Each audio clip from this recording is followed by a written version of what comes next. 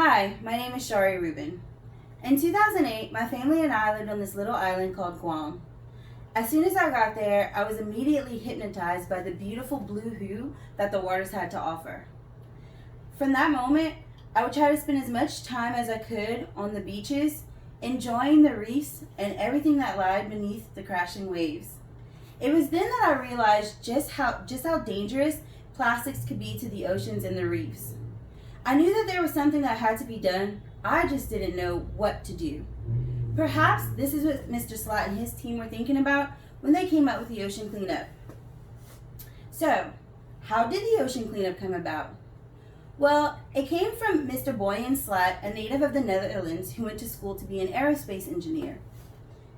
It was on a diving trip to Greece where he saw that there was more plastic floating in the ocean than actual fish.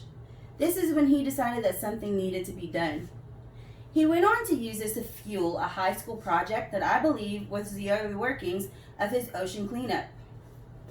He also went on to do a TED Talk in 2012 when he was about 18 that talked about the dangers of the plastics in the water and how they were destroying our oceans.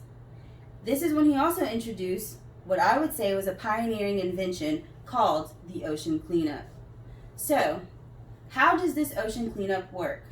Well, the ocean cleanup is about a 2,000-foot long tube that is connected to a barge. It kind of works, in my opinion, like a Roomba where it just goes around cleaning up the plastics in the ocean.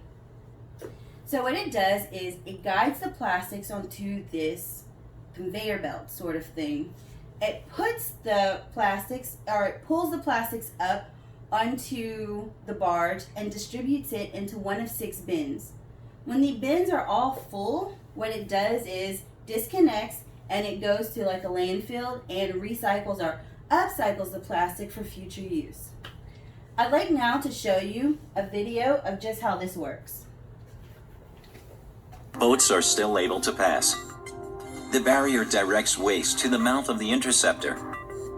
Here, a conveyor belt extracts the debris from the water onto a shuttle. Because the system functions autonomously, the shuttle knows when to equally distribute the waste into one of 6 dumpsters located on a separate barge.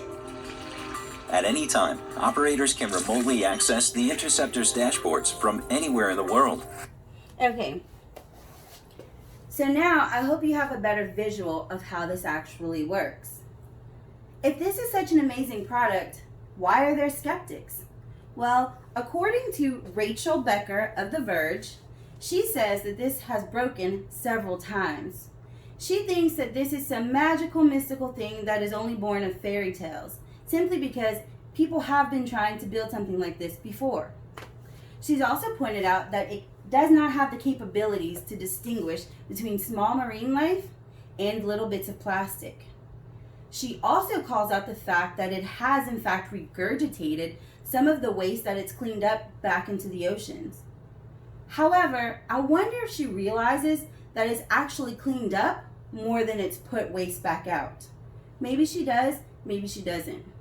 However, Mr. Slatt and his team have been very vocal about the fact that there have been hiccups and that there are better ways to improve this product and that they're constantly working to make sure that it is the best product that can be on the market for cleaning up our oceans.